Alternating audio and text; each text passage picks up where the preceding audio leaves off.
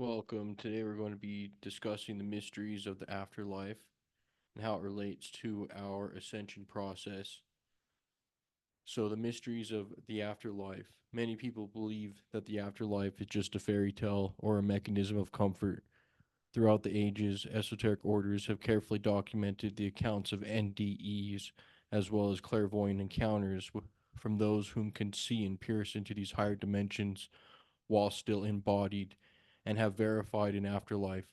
All of the wisdom traditions of old, including the Upanishads, explain the realm of the ancestors, as well as the higher realms with varying degrees of intelligence. One may ask, where does reincarnation fall into this matter? There have been many accounts of people remembering past lives. What is the cause of this phenomenon? How can there be a realm of the ancestors as well as reincarnation? Some may argue the relatives of the afterlife are simply holograms of the consciousness and are extinguished when one's souls who's projected them is reincarnated.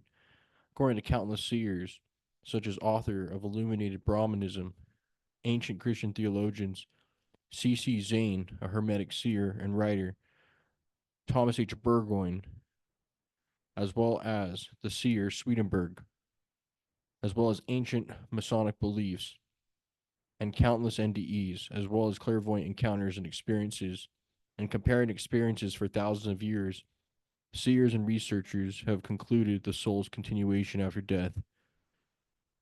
It actually takes with it its memory and personality, which is actually not discarded. The superior archetypes or the inferior archetypes carry over to that realm, and whatever condition you leave with is the condition that you're presented with. There's 7 different astral realms and 3 spiritual worlds.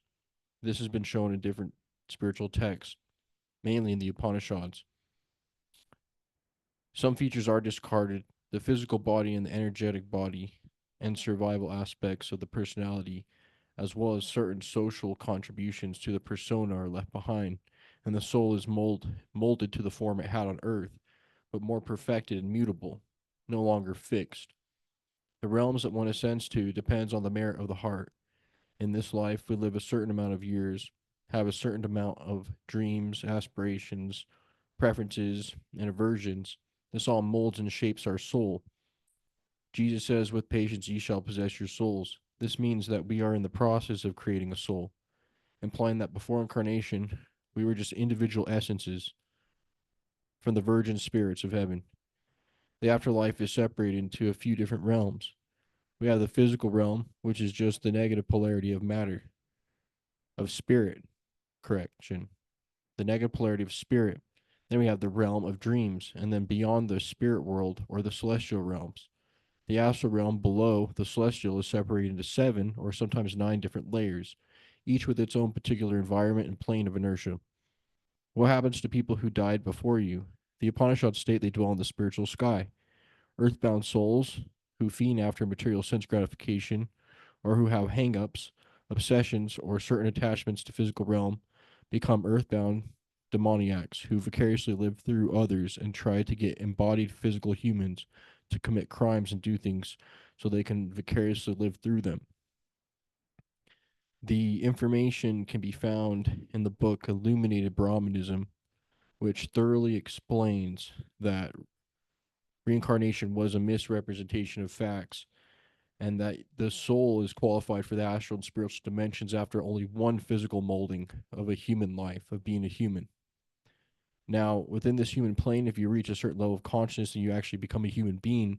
But until then, you're still in a natural, under the passion and sway of the natural atom. There's the spiritual atom and the natural atom, the physical natural atom, the lower, the fall, and the higher aspect, the spiritual and material nature. So that molds. But sometimes people mold their material nature away while they're still embodied. Others, it takes some time even to shed more of this in the astral realm and have it increase in speed and velocity, and just knowing that if you have a strong attachment to certain material things of this realm, this is going to be your last life here. The life after this is astral, just like what you've been practicing when you go to sleep every night. You've been entering the tomb or the unconsciousness of the waking state and entering into the spiritual dimensions or the astral realms, in which those are the realms that you will inhabit and become a citizen of once this physical realm is terminated. So you won't actually be able to get reincarnated. Now, recommend reading the following text: Thomas H. Burgoyne, Light of Egypt, Volume 1, Illuminated Brahmanism.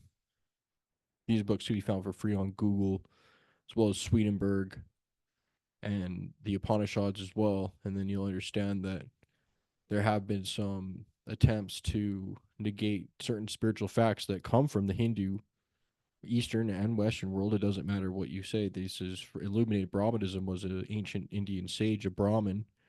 The original Brahmins did not believe in reincarnation of human life, only animal, plant, mineral, and certain elemental forms. But once human, you are weight. Your heart is weighed against the feather, and you will have to essentially, through the grace of God, ascend to higher dimensions. You know, the average person ascends to astral realms, spiritual dimensions far superior to here, have similar landscapes, similar people, places, things, activities. Nonetheless, there are consequences for our actions. For perhaps we have a dimmer outlook on life, and astral realm manifests in such ways, or we have certain bigotries or committed certain offenses that become recurring habits that we take with us and end up dwelling with like-minded sinister souls on that plane of existence, or we take on higher virtues of the angels and dwell with the higher denizens of those universes that are for the good, light, love, wisdom, and truth that the creator bestows upon us. And that's the path we take. So depending on, which realm will you manifest in, kind of good ideas. They say, sleep is the cousin of death. So take a look at your dreams to see where you're going when you dream. Just kind of mediocre places, positive, negative. I've noticed both. There's positive, negative things going on in all the realms, including this one. Even in the higher spiritual dimensions, according to some of these seers, such as Swedenborg or C.C. Zane, even the higher angelic forms have certain um, ailments or disagreements or traumas to overcome, or perhaps new things to overcome. In every realm there's something to overcome, positive and negative, until you get to the super supernal spheres. um but yeah, so the mysteries of the afterlife, it very similar to the television show Lost. If anyone's familiar with the television show Lost back in the 2000s, they all developed their own little astral composite realm. They'll die. In fact, there's too much spoilers here, but the fact of the matter is, the the realms that we go to are created here, and the connections of bonds that take place on Earth follow us into eternity, and ancestors are play an important part as well. And depending on your emotional, spiritual connection to individuals, whether it be friend, family, spouse, pets, certain of these bonds carry over into the higher dimensions, the astral realms.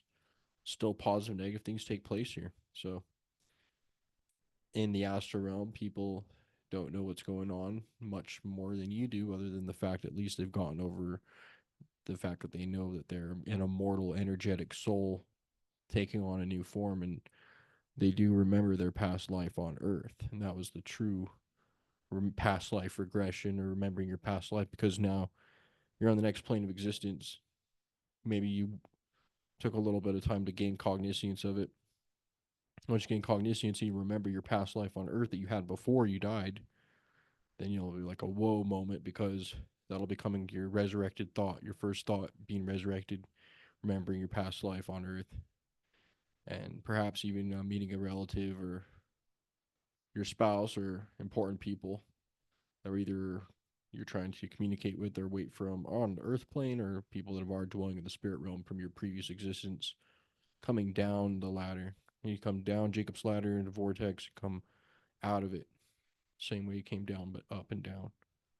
Acquire both knowledge of earth and heaven, blending the sun and the moon, creating self-cognizance of good and evil. You've went through the realms of good and evil, conquered matter, conquered the dungeons of evil and the dwelling in disincarnate entities, which again, that's where evil entities come from, in the physical spirits. Remember, the physical world's a birthing place for souls. It's the womb, so demons and angels are created here. Obviously, anyone had to come here to gain an individuality from the essence. The God essence gives us the Father principle impregnates the womb and creates organism beings, and then bet- depending on the fruits of our actions that we exhibit on this world, we can either become demoniacs or angelic beings or sons of God or just divine, maybe just ordinary human beings, average citizens of the physical realm. There's like a ladder, right? And each ladder has its complementary realm on the other side. So you're always dealing with like-minded individuals. You might not meet your soul tribe here on physical earth, but in the spirit realm or astral realm, it's much simpler. But yeah, so I think we're gonna be getting into this more and more. So thanks for watching. Bye.